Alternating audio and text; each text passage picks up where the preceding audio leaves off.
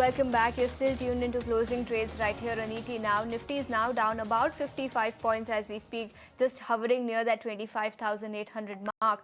Nifty Bank is also down 130 points near that 58,900 mark. Mr. Mehta, coming back to you, and let's also talk about IGL then. That stock is also gaining nearly 5% in trade today. Of course, that is on the back of Nomura report, which suggests that the stock has already corrected quite a bit, and hence they believe most of the negatives are priced in. What will your thoughts be on IGL? See, I think basically it's a utility company, and now with greater and greater electrification taking place, I'm not sure the prospects of a company like IGL are as great as they were maybe a few years ago or so. And although it is cheap, maybe good dividend yield as well, I'm not certain about the growth prospects of IGL. So from that point of view, it is an avoid. The management has been trying to grow its area of operations. They've been trying to get into newer geographies as well. But by and large, I think they've not been very successful over there. The main attraction for IGL was when they were giving gas to all the public buses and public transportation, but now we are seeing heavy electrification taking place over there. So from our point of view, I think IGL there could be a trading rally, but certainly is not very high on the list in terms of investments. Okay, so that's the view on IGL. The stock is up a solid 6% in trade today on the back of that note. But let's also put this focus. We'll also try and get a technical view on that counter. Nagraj Shetty, senior technical research analyst at HDFC Securities, now joins us. Mr. Shetty, afternoon. Your view technically on DMART. Snehi just presented the bull versus bear scenario, but that was, of course, the fundamental bit of it. Where do you see the stock headed in the near term?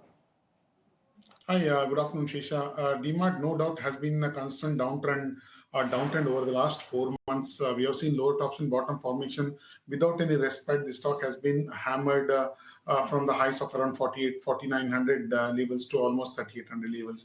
The most of the damage has been done. I think some more weakness is left. Another 150 at lower levels, around 3650, 37. I'm expecting the stock to get the support base around 3700 to 3650 levels, where I'm expecting the chances of sharp bounce back from the lower levels. That's the view coming in on Avenue Supermart. It is currently trading at that 3,823 odd levels. But let's also discuss some other buzzers in trade today, and several individual stocks continue to remain in focus. Something like SBI, that one is up 1.5%. Management, remember, has reiterated their guidance for FY26 and FY27, 1.5% higher for that counter. Shriram Finance is also up nearly 1.5%. Your view, Mr. Shetty, on both these counters, SBI and Shriram Finance? Yeah, State Bank has been a strong uptrend over the last few months. Long-term, medium-term charts are still positive. And after showing a consolidation pattern, it has witnessed upside breakout of a small range. SBI currently trading around 975 levels. Overall chart pattern is looking positive, and I'm expecting more upside towards the 1,000 to 1,010 levels, which is next set of hurdle for the stock price in the near term. And Shriram Finance is also similar kind of a movement. What we can observe, we observe the range mod action somewhere around 870, 880 levels. Today made an attempt of breakout of the range, was not successful. I'm expecting the trend remains intact for Shriram as well, and more upside is likely towards 880 to 890, which is the next strong resistance for the stock price in the near term. On that note, we'll slip into a very short break, and when we return, we'll track the last lap of the market. So you stay tuned and we'll be right back.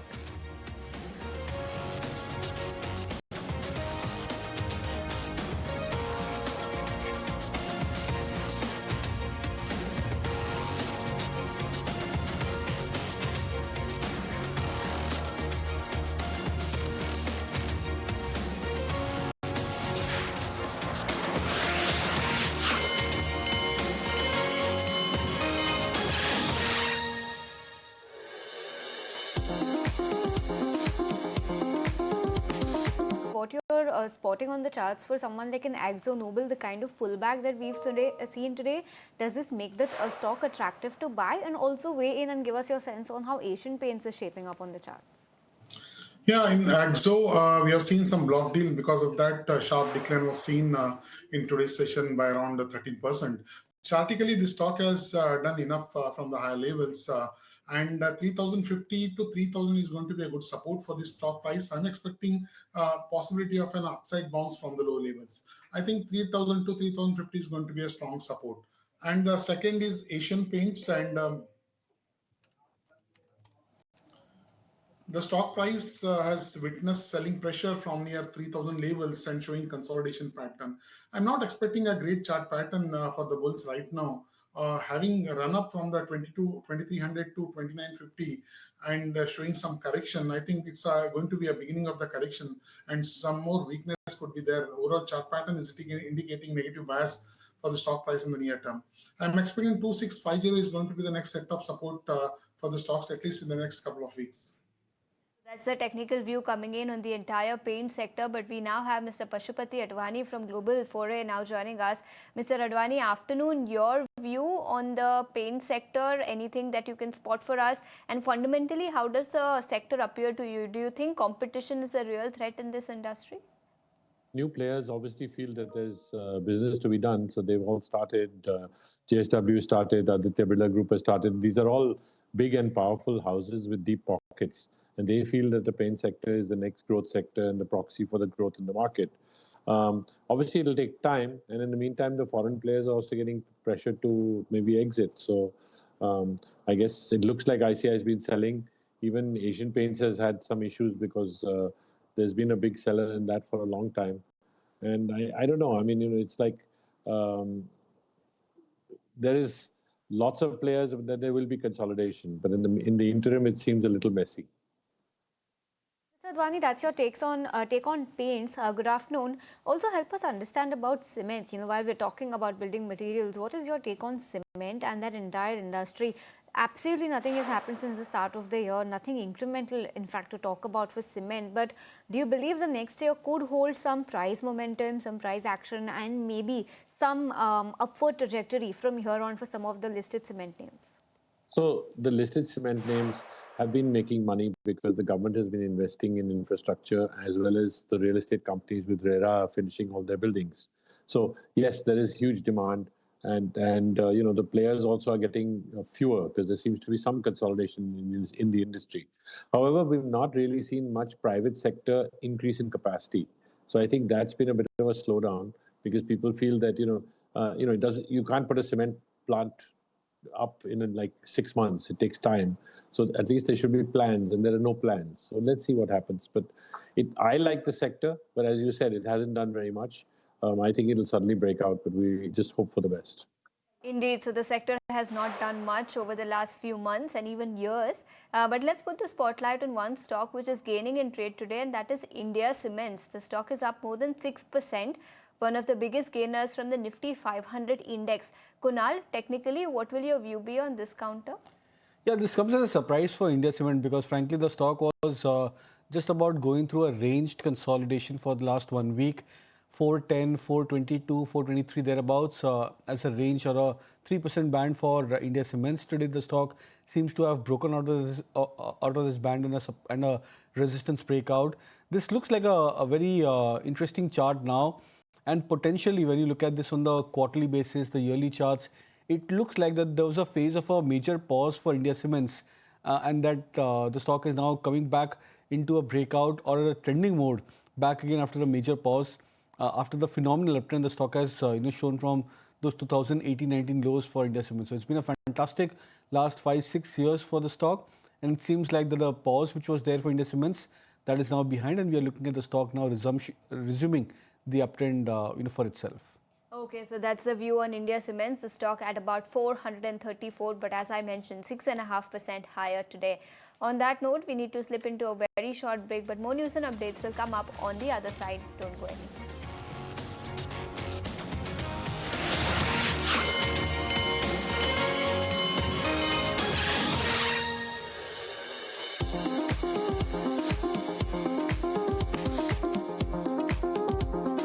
spotlight on some individual stocks which continue to remain in focus.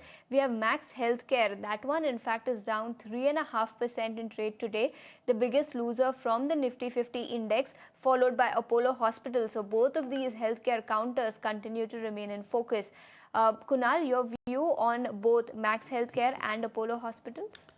So I'll start with Apollo Hospitals. That's a very interesting chart because, being a top name, the stock has shown I would say, exceeding amount of price correction in the last 2 months or so. And, we've seen the stock now falling sub the 7,000 levels from a point where I think it's almost been like a 15% correction for Apollo Hospital. And these are not high beta stocks by any measure. Apollo Hospital is not a stock which goes into a 10-15% correction in a matter of, few weeks.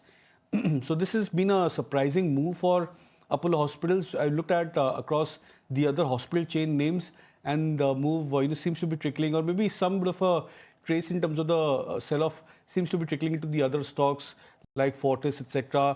So I believe that this could be a move potentially where many of these stocks are now looking weaker on the charts.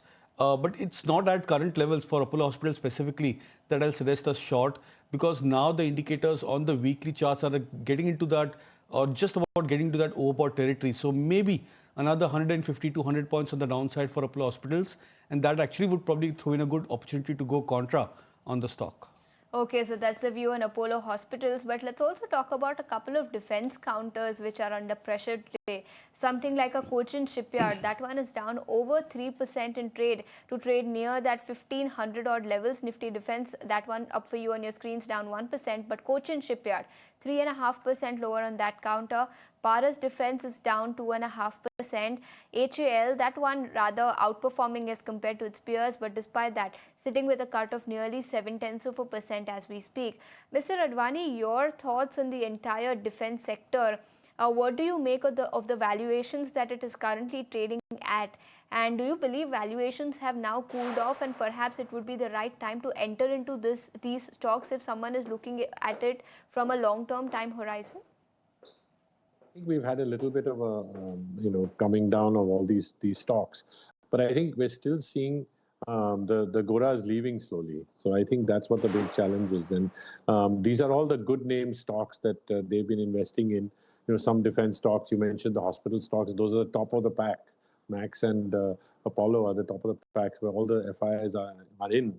So I think they're still selling, and I think that selling will continue through the end of December. Simply because I think they've had a pretty decent amount of redemptions this year. So I'm not so optimistic that we should go in, but we should look at maybe in the last week of the year trying to bottom fish, because if there's money coming in January, then we'll get a January effect, which I think we've had maybe 17, 18 times out of the last 20. So let's hope that we get that for 26 also. Okay, so that's the view on several of these defense counters which continue to remain in focus. But let's shift focus back to the banking sector. The government, and this is happening at a 7% discount to the market price right now. So on the back of that, in fact, the stock has seen some more pressure. At one point, it was low by about 3%, but a 6% cut is now what we're seeing on IOB. Nagraj, quick take on Indian Overseas Bank. Are you tracking this stock, and how is it shaping up on the charts? Yeah, shaping up negatively. It was coming down since last many sessions, and today came down sharply after the announcement. Chartically looking weak, 33 is going to be the next support. I don't know whether that's going to hold or not. Chartically, even RSI volume pattern is also indicating more weakness in the near term. So time being, 33 is going to be the support one. Let's see how things work out. Even though it bounced back strongly, but I'm not expecting that's going to sustain for long. Okay, so that's the view on Indian Overseas Bank. But let's also talk about Hindustan Zinc. That one has been buzzing for the last several trading sessions on account of surge in silver prices in the global market. Remember, silver is now past that $65 per ounce mark. It has gained more than 6% in the last 2-3 sessions alone. Hindustan Zinc, of course, is the direct beneficiary because it generates more than 20% of its revenue from silver operations. Kunal, your view on Hindustan Zinc at 578? See, I think at current levels, I would believe that the stock could, moderate a little bit more from current levels, because my sense is that silver prices, in rupee terms, I think have hit, some sort of a overbought territory. We are above the 3 sigma band for, the silver on the rupee prices.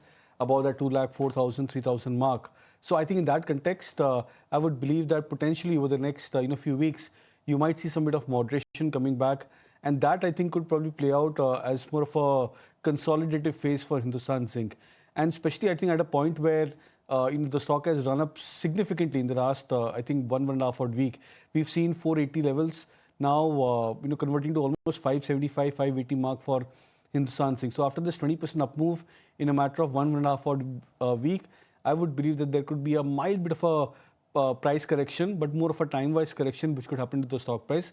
But that I believe could be a good opportunity for traders who are looking to enter the stock again. So if you're looking at a buy, I would say a staggered approach, maybe starting at current levels, wait for some dips closer to 550, 540 mark could be a better approach. Okay, so that's the approach on Hindustan Zinc. A staggered approach is what Kunal is recommending at the moment. But again, let's focus and talk about Shriram Finance. The stock has been focused ever since the get-go on the back of two reasons. Back with closing trades and lots to talk about because lots of themes, sectors and stocks are in focus today. So let's keep that conversation going. We have Kunal Bothra in the studio on the technicals and Pashupati Advani who's joined us as well. Mr. Advani, give us your sense on how you are viewing some of the infra counters. Now, off late, we've seen a lot of back-to-back order win coming in for some of these names. Case in point today, earlier being NBCC received an order worth 345 crore rupees. A lot of these infra names have been seeing some order wins lately. Your take and your reading on the way the infra cycle is playing out right now? Well, infra has to save us because infra creates jobs, infra creates, whatever we need. The only thing is the speed. And right now, I can only see the government is the only people who are really spending on infra and very, very little private sector involvement. Some larger corporates are looking at it, but they're coming very slowly. So I think that as long as that persists, they're not going to go flying out the door, but at least they'll probably hold their values and not sort of go down. Where I am seeing weaknesses, sectors like FMCG seems to have some weakness. Banks, the private sector banks today the PSU banks are up and the private sector banks are down. Sometimes it's the other way, but those two sectors are just floating. SBI is doing well, but I don't know for how long. And I think that whole sector is just floating.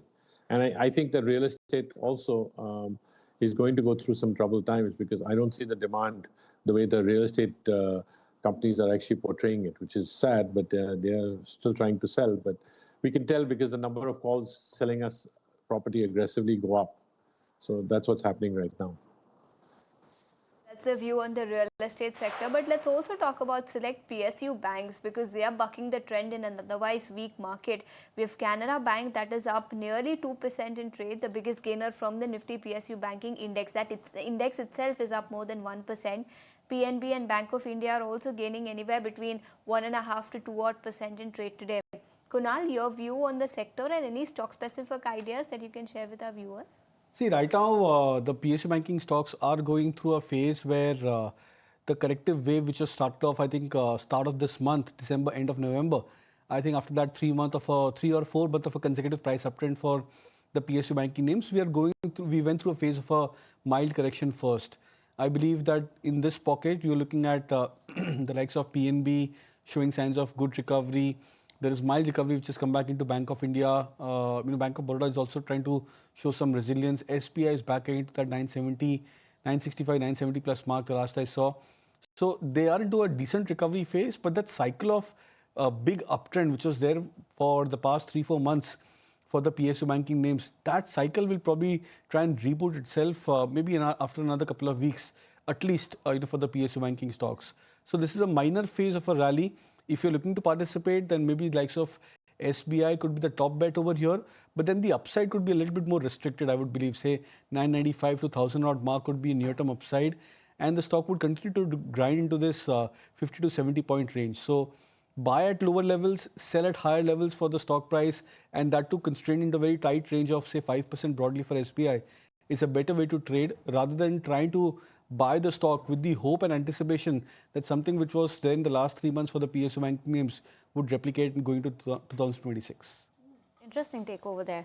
Mr. Advani, give us your sense on the entire quick commerce space. Interestingly, earlier today, Jefferies has come out with a report saying that Swiggy's 10,000 crore rupee QIP, the recent fundraise they've done, and the upcoming Zepto IPO is not going to disrupt the way things are working in the quick commerce space right now. If you could share your view on the quick commerce space, what themes or stocks are looking good to you? If you could give us some stock-specific view. Otherwise, the overall sectoral view should be fine as well.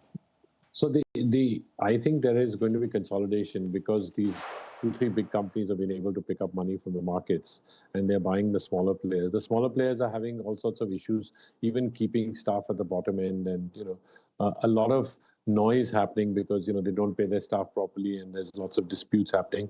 Whereas the strong ones are actually paying properly and are moving the business to themselves. So as long as that happens, I think I see consolidation in the industry. So you mentioned Swiggy, you mentioned Zomato, delivery is also in that space where they're doing last mile. These are the companies that are going to do well because they've got a war chest. However, and these things are here to stay. Our public wants us to have. They're getting used to it, and it's just a question of whether it's a VFast or a Dunzo or an Eternal. Or we don't know which one's going to win, but they're all here to stay. The big ones are definitely here to stay.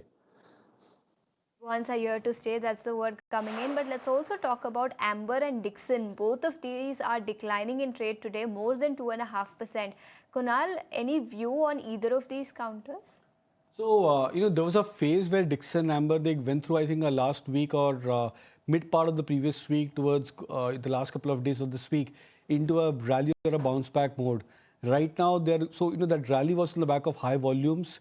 And that typically happens. So in initial phase of a price correction, then a bounce back on the back of higher volumes, and then a potential retest towards the previous swing lows. That generally happens on lower volumes for stock prices. So I believe that both Amber as well as Dixon, I think they're going through that phase where potentially over the next maybe couple of days, they might come very close towards retest of the previous swing lows, but that could happen on the back of low volumes. And if those lows gets protected, on a closing basis, then we could be looking at these stocks forming a near to medium term bottom and then starting a trend for themselves. So we generally see that when stock prices go into a sharp correction, it doesn't go into a V-shaped recovery every time.